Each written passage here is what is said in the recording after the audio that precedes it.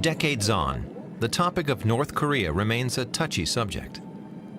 The world has passed judgment. The country is beyond repair. Our preconceived ideas about the Democratic People's Republic of North Korea remain firmly in place. An erratic, Orwellian regime, paranoid, schizophrenic, a place of modern-day gulags. A red dynasty, long headed by a despotic film buff, and now by his son, whose portly appearance is topped with a singular haircut.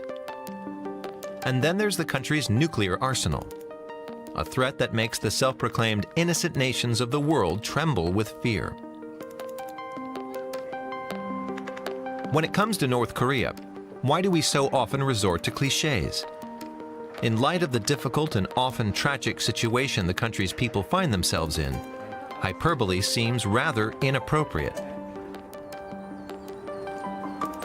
We're often told that foreigners are not permitted into the country, that those who do manage to visit are not permitted to see much of anything, and that those who do manage to see something should remember it's probably fake.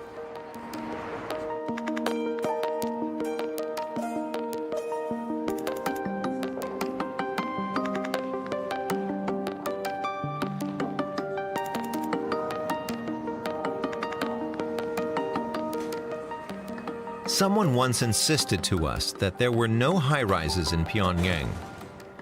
A disorienting claim, given that one of us was living on the 24th floor of a building on Kwangbok Street at the time.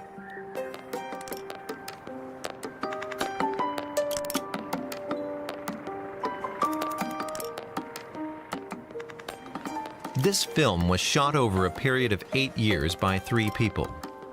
One of us is a translator of Korean. Between us, we made more than 40 trips to North Korea. But the film does not show prison camps or rocket launch pads. That's forbidden. As are images of soldiers, construction sites, shopping malls, gambling, pictures of people who do not have enough to eat, and pictures of people who are eating. Avoiding these images is harder than it might seem.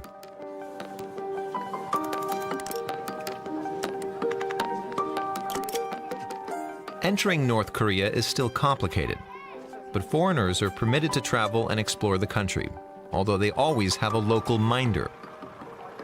Visitors are not required to proclaim their loyalty to the state, nor do they only see what the state permits them to see. And it's a myth that you'll never hear laughter in North Korea.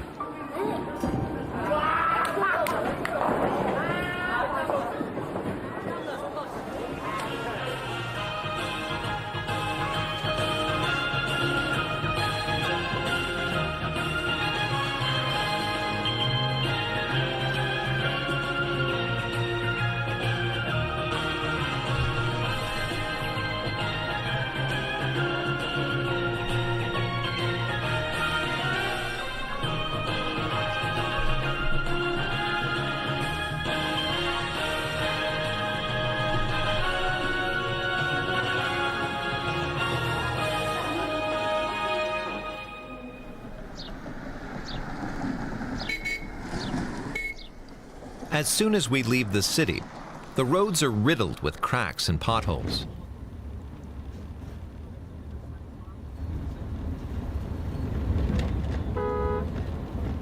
The bumpy journey is hard on drivers and vehicles. That could explain why broken down trucks and buses are a common sight.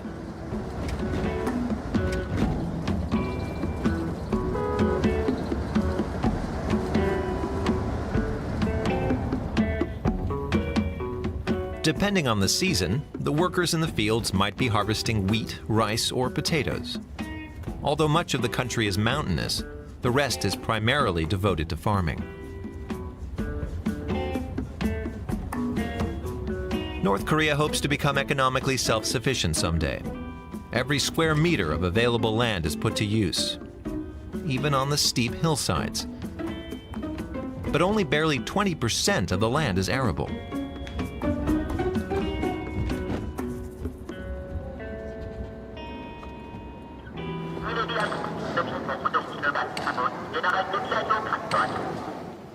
This factory was not filmed in 1920, but in 2016 using a small camera while exploring the city of Hamhung. As so often in North Korea, appearances are deceiving. This is the country's largest fertilizer factory, which Kim Il-sung honored with more than 30 visits. It's recently been modernized in a bid to increase the productivity of the country's cooperative farms.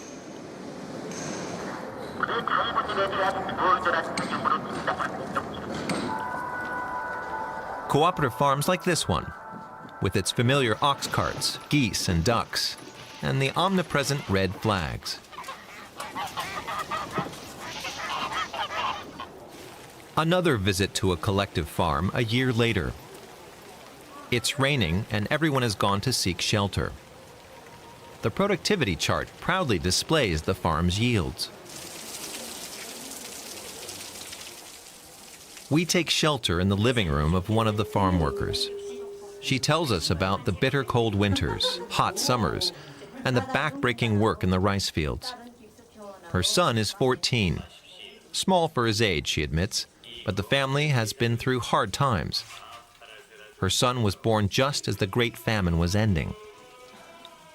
Behind her, one of the country's ubiquitous historical melodramas is playing on TV.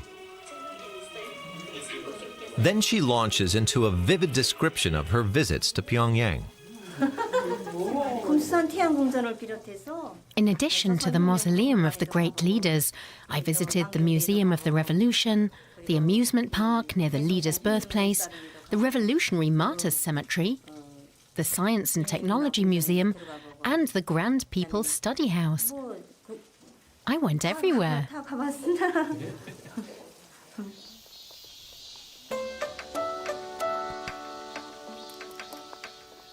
Anyone from the provinces who visits the capital comes here first.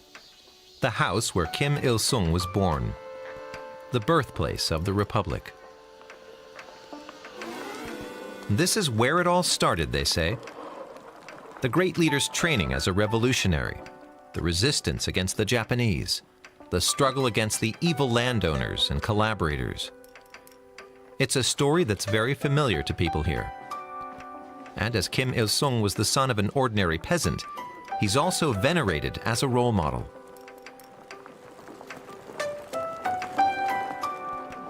This is a place of pilgrimage year-round.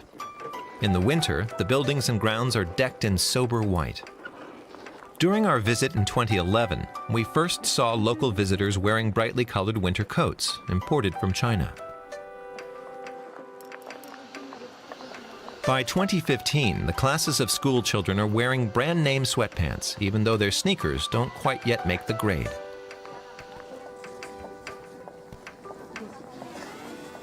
September brings the color of autumn and a pumpkin on the thatched roof.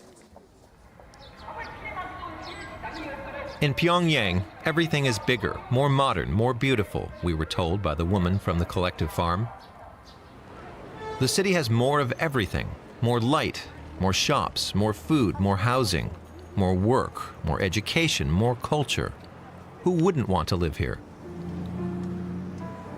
The capital is more than the epicenter of the state, it's an icon.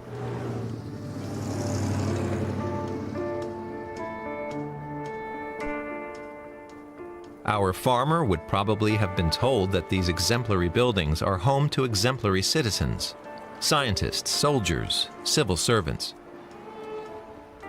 Some of the most eminent live on the Glacinu Mure, or Future Scientists Street. For a farmer from a village without so much as a paved road, this would be an impressive sight.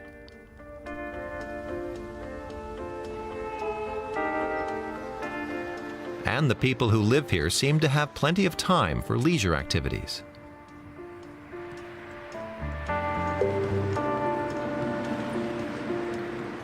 Our visitor from the collective farm couldn't help but be dazzled by these high-rises, the most famous of which looks like an atom when viewed from above. And by the new districts springing up around the city, built with the labor of the country's soldiers and workers.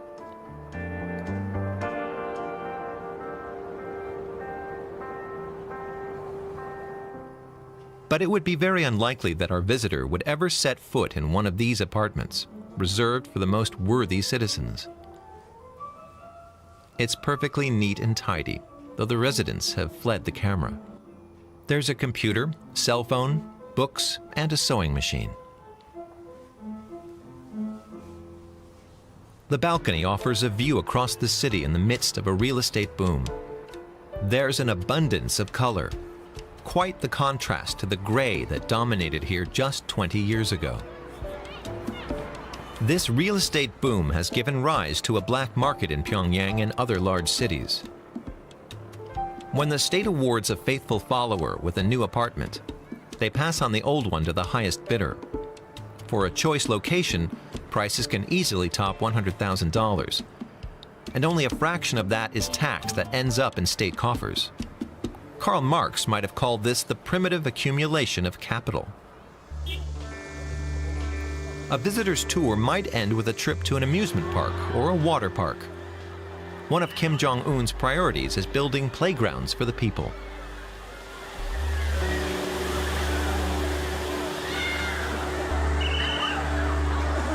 The entrance fee, equivalent of €2, isn't cheap by local standards, but everyone mingles and enjoys themselves. Even the adults get into the swing of things.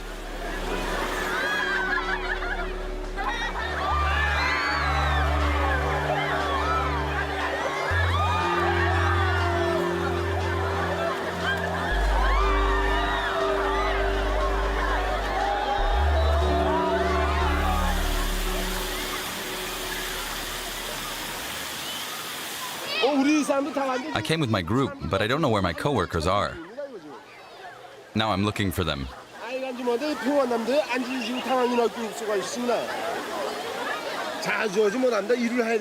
work at a large coal mine an hour away from Pyongyang. I can't come often because of my work. Today we visited the Great Leader's Mausoleum, so I stopped by here. I like to come to Pyongyang to relax. After having fun like this, work comes more easily. What are you looking at? Go play! We've never been abroad, but now we have lots of water parks, even at home in our province north of Pyongyang.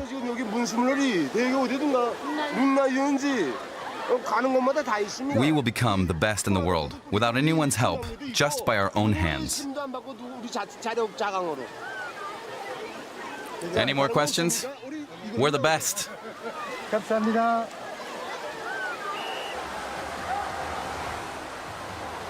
Some of the rural visitors seem a bit lost in the crowd. But since many people don't know how to swim, no one really notices. But on state television nowadays, people can even tune in to swimming lessons.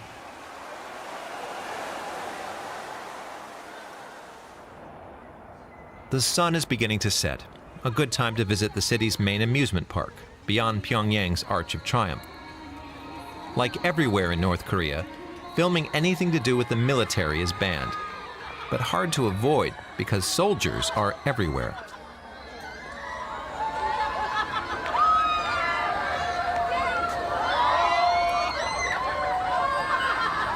Some might call this nothing but bread and circuses, but it's far more than that. There's hardly a North Korean who doesn't dream of living in Pyongyang. And every resident of Pyongyang is terrified of being expelled from the city for some foolish mistake, forcing them and their family to live in exile for a few years or for the rest of their lives, in a place where they'll have less of everything.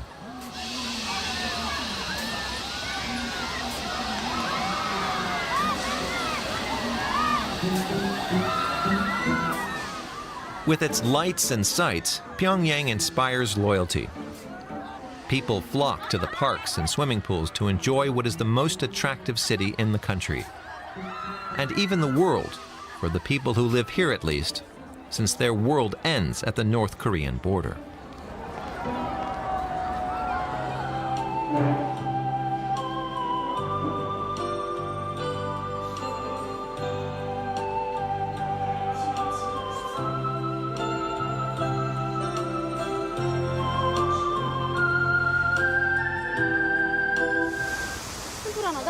조금 찌러요.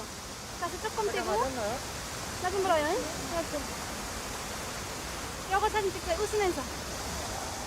We've never witnessed a birth in North Korea, but we've seen plenty of weddings, or wedding preparations to be more precise, like this professional photo shoot where the happy couple is posing in front of Pyongyang's most iconic locations. It's monsoon season, which means 38 degrees Celsius and very humid. The bride and groom first went to the statues of the great leaders. Then we came to the flower park you see here, near the water fountains. Soldiers usually like to pose in front of military monuments, like the monument to the victorious Fatherland Liberation War. What the wedding video doesn't show are the many people who helped make this happy event possible.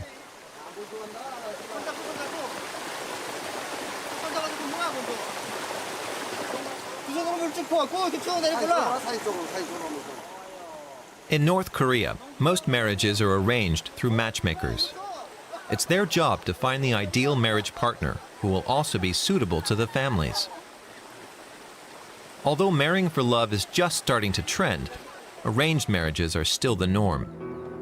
One result is that people usually marry within their own social class. For many decades, the country's elite was dominated by the revolutionary comrades of Kim Il-sung and their descendants. At the bottom of the social order were the families of people who had collaborated with Japan and their descendants. In between were some 40 subclasses who were not permitted to marry outside their rank. The end of Kim Il-sung's regime, the famine under Kim Jong-il, and the partial disintegration of both state and party that followed not only shook the country, but also its traditional social hierarchy. This helped loosen the stringent marriage rules. Today, the most desirable professions for a husband are scientist, diplomat, the military, and of course, business professionals.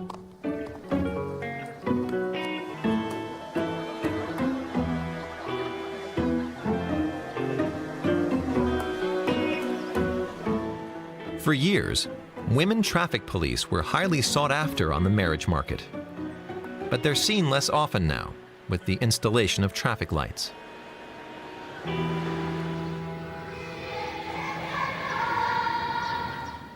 Young couples are expected to have children, and their education will be put in the hands of the state at an early age. The country boasts a reported literacy rate of 100%, a success that is attributed to the revolution.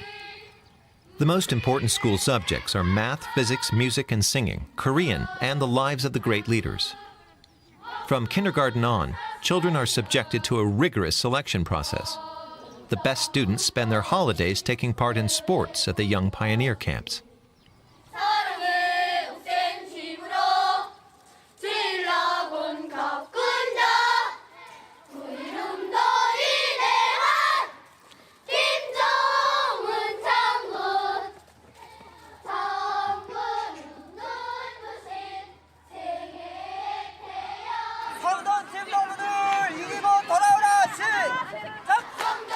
When we arrive at the stadium, the competition is underway. Each side is cheering on its team. The young charges aren't wearing the standard lapel pins bearing the images of the great leaders. They're on holiday, and children under 16 aren't obliged to wear them.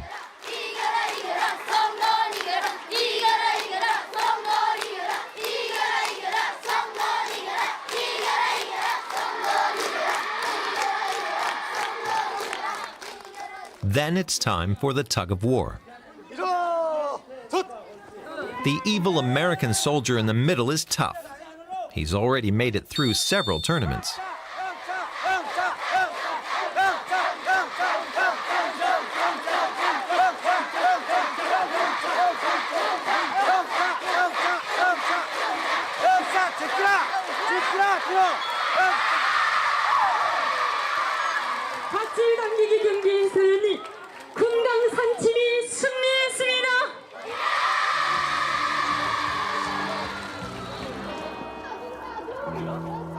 Finding a good husband, having a successful career, these topics are far more interesting to most North Koreans than the endless propaganda they're exposed to. Getting married is important, and it's also the focus of the sitcoms that are broadcast on a giant screen near the Central Railway Station. Locals stand here to watch them in the middle of December, even in a chilly minus 15 degrees Celsius. 이럴 때 우리가 쭉 불을 켜서 전사들이 입에 한 대씩 물려주면 얼마나 좋아하는지 몰라요. 지금 낮안 됐으면. There's also an ad for automaker Pyeonhwa, which means peace in Korean. The company was founded by Sun Myung Moon's Unification Church, but has been fully owned by the state since 2013. 노래를 부를까요? 당신이 좋아하는 노래 있잖아. 여보. 뽕 따려가세. 뽕 따려가세. The sitcoms portray a politically correct world. The individual matters only as a part of the collective, where being a good worker is what counts.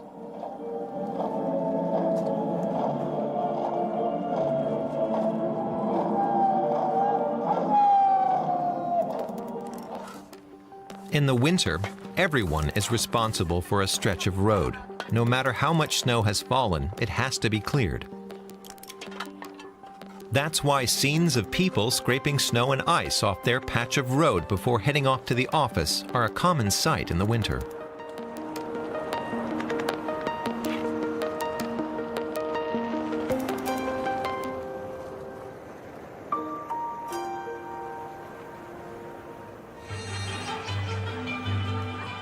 For some unknown reason, we had to wait for years before our guides allowed us to film in parks.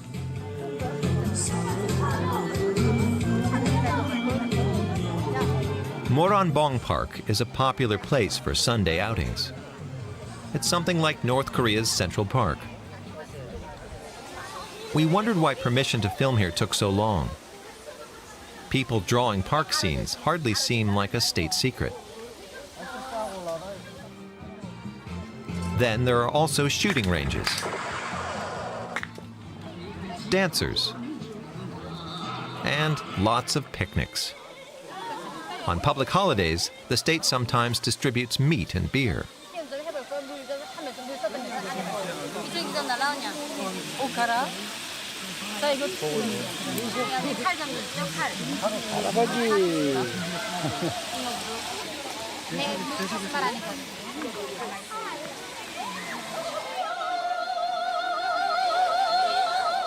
These pensioners, free of family and professional obligations, are enjoying a day out.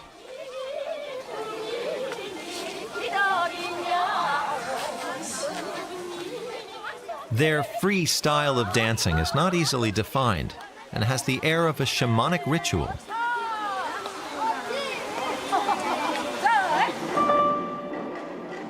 In 1956, filmmaker Chris Marker, who was part of the first French delegation to visit the North after the Korean War, recorded almost identical scenes of workers dancing by a train factory.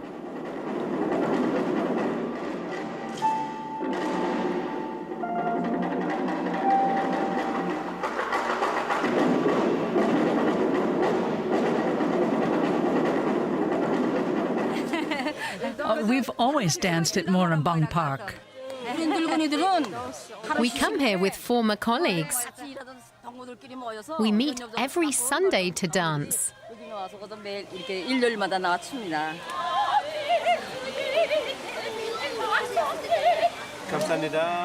Thank you. Why don't you stay and dance with us?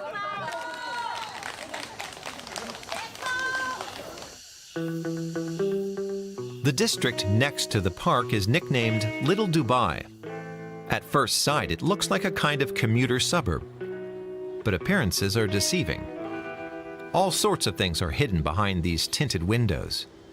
Electronics stores, pharmacies, banquet halls, supermarkets, and a huge selection of bars and restaurants.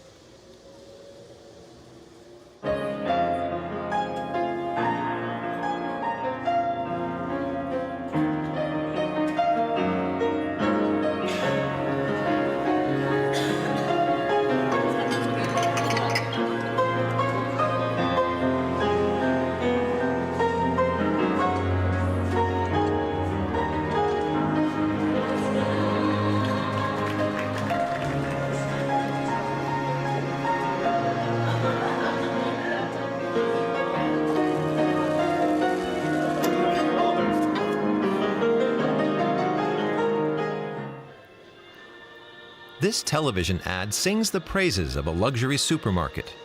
So heavily air-conditioned, the staff wear warm jackets. It's well stocked with everything from Swiss chocolate to olive oil, French and Italian wines, and imported fruit. The elegant restaurants upstairs are popular with the dongju, the money masters, as the newly affluent are called. They serve up sushi, cappuccino, a $20 steak. North Korea is no longer an anti-consumerist state. Quite the opposite for those who can afford it.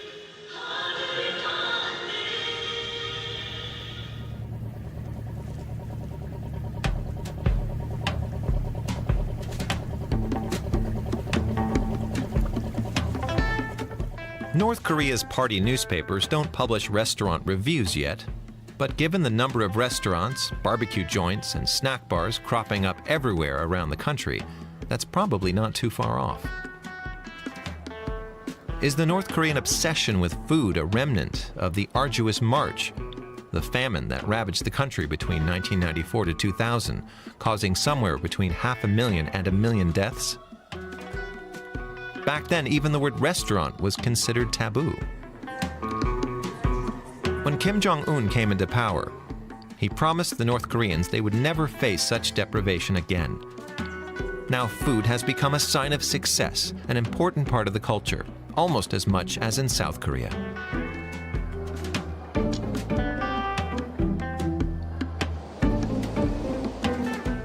We come across a 2018 press release from the official North Korean news agency. It reads, from the 2nd to the 4th of April, the 23rd Cooking Festival took place at the Pyongyang Noodle House, marking the Day of the Sun, the birthday of President Kim Il-sung.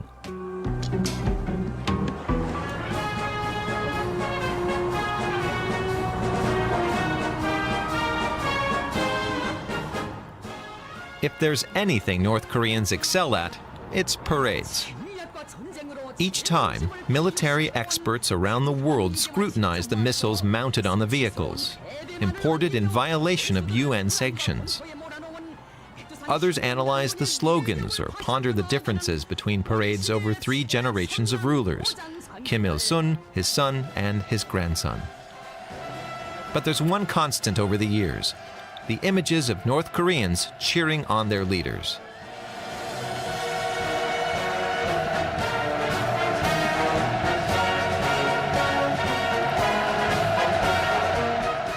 It takes weeks of practice to make these living mosaics.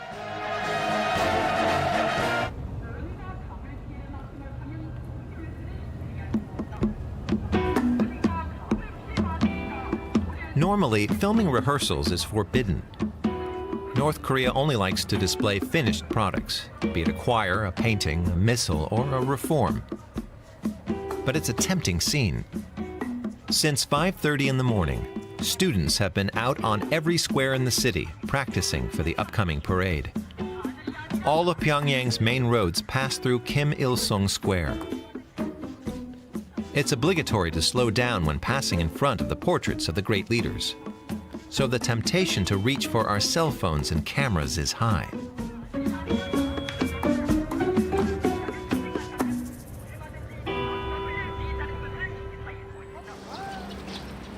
We observe the portraits as they observe us. During our first visits here, we were like many foreigners, intrigued by their omnipresence.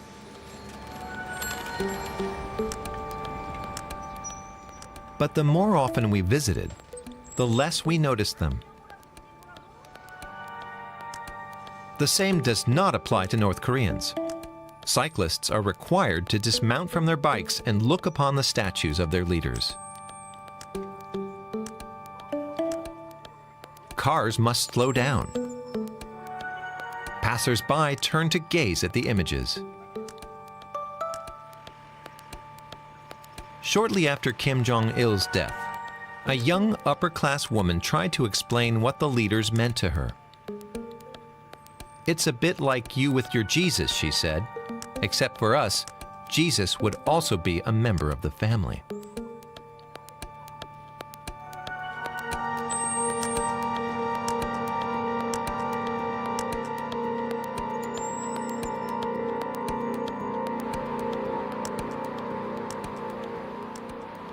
In the heat of the summer, we occasionally saw a fan cooling the portrait of the leaders.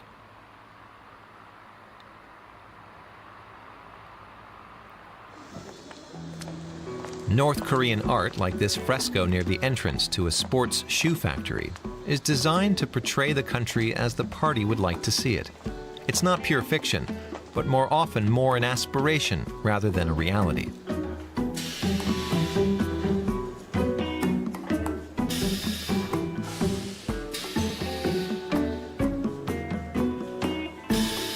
The Ryuwon factory, or Weeping Willow Paradise, has 700 workers. 70% are women. They produce 1.5 million sports shoes a year. It's assembly line work. For years, local products were conspicuous in their conformity. Now the factory is seeking to draw inspiration from foreign trends. In marketing jargon, this is what's called benchmarking.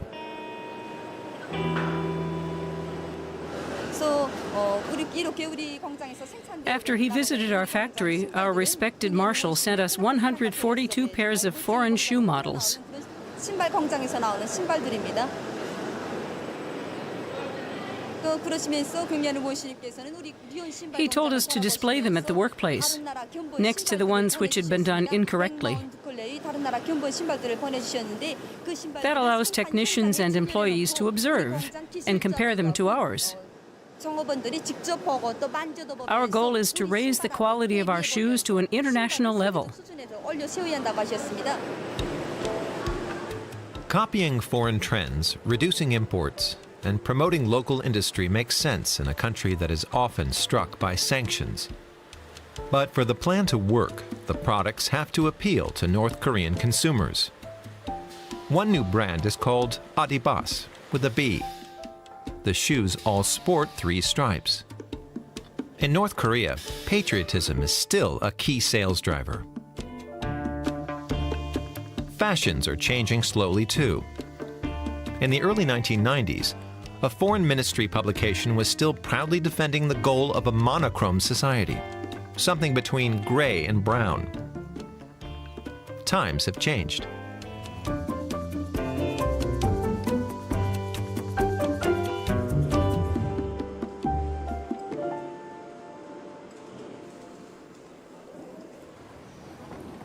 We pay a visit to a bowling alley.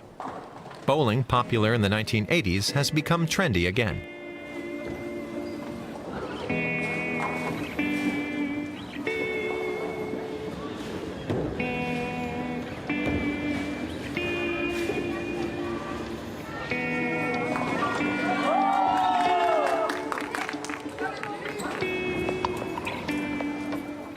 Upstairs, people are playing the slot machines. Downstairs, we get a good look at some of the latest fashions. Here, too, banners tout the party line. It reads, "Let's advance the social revolution that ensures the happiness and well-being of the masses." If it wasn't for the slogans on the walls, we could be almost anywhere in Asia.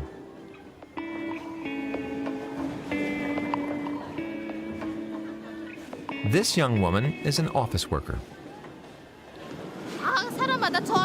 Everyone dresses to suit their body type and coloring. Some women have square shoulders and try to disguise them. The heavier ones try to dress in the color that suits them. And men do the same, don't they? Everyone knows best which clothes, shoes, and makeup to choose so they can look stylish. Have fun.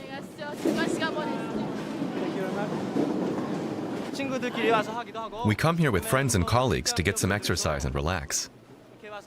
Bowling alone is no fun. It's the atmosphere and good mood that counts.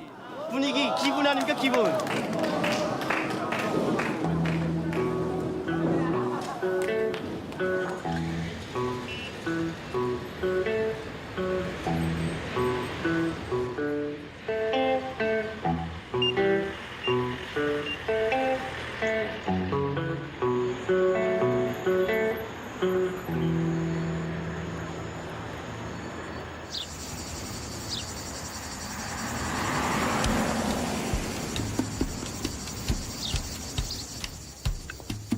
At this rest area along the motorway, a bus full of Chinese tourists has stopped on its way to Kaesong, the city at the border to South Korea. In 2017, these visitors had all but disappeared due to sanctions. In 2018, they returned. Nearly 1,000 Chinese tourists come each day, drawn by the peace and quiet, the unspoiled nature, and perhaps a touch of nostalgia for a country that reminds them of China 40 years ago. Though it might come as a surprise, training for jobs in the tourism industry is very popular in North Korea nowadays. Over the long term, the country is hoping to increase the number of visitors by 30% each year.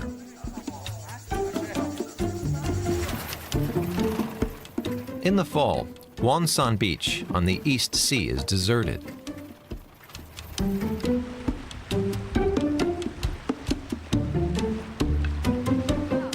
It's the off-season here.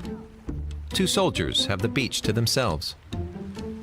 This time we're allowed to film them, since they're not in uniform.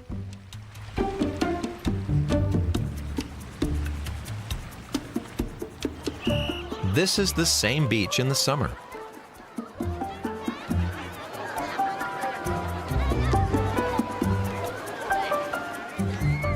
On the right, the premium beach for affluent visitors. On the left, the public area, where admission costs just a few cents.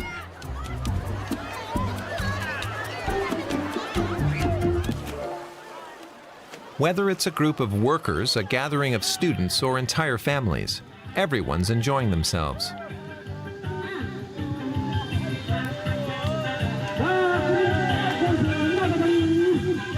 People arrive by truck or on bicycles. Some come for the day, others for a week. Many come from rural regions.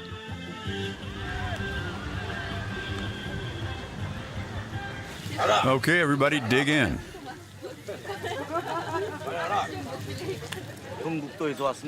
We come from the countryside north of Pyongyang.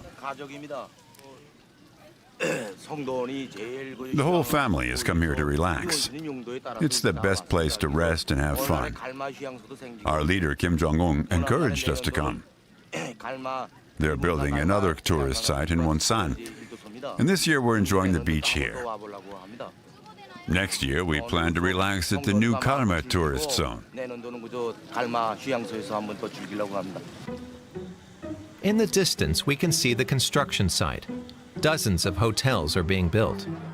That's another priority for the current leader. When Donald Trump met with Kim Jong-un, the U.S. president was enthusiastic about the area and said the location had a lot of potential for development. In 2015 and 2016, North Korean delegations discreetly inspected the French Riviera and other Mediterranean resorts for ideas that they could bring back to adopted home.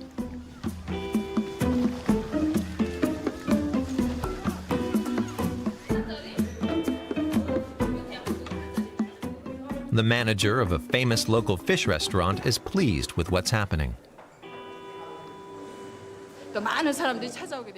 It's a great opportunity to make Wonsan known around the world. There are lots of guest houses and small hotels. Some people even camp here because the sea is very close.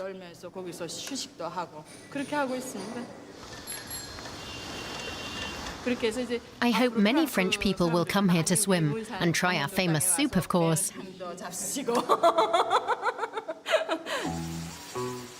Except in the mining and nuclear testing areas, there's lots of unspoiled nature here. Due to embargoes, farming uses very little artificial fertilizer. There's little light pollution due to frequent electricity shortages. It comes as something of a surprise that North Korea has never thought to market itself as a pioneer in sustainable development. Uninhabited for the past 65 years, the demilitarized zone has preserved a unique biodiversity.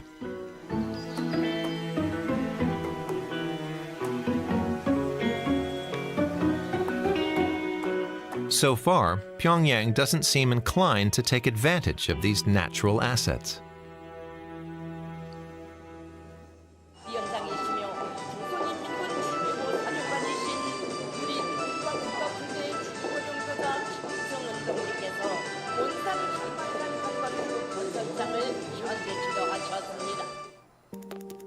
In the rest of the world, North Korea is seen as an anomaly. North Korea also sees itself as unique, which it certainly is. As frequent visitors, we are struck by the endless repetition of the same songs sung everywhere, at schools and on public transportation.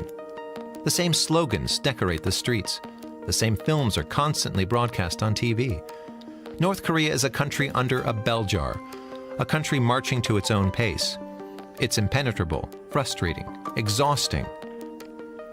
But its people are open, curious, and full of life.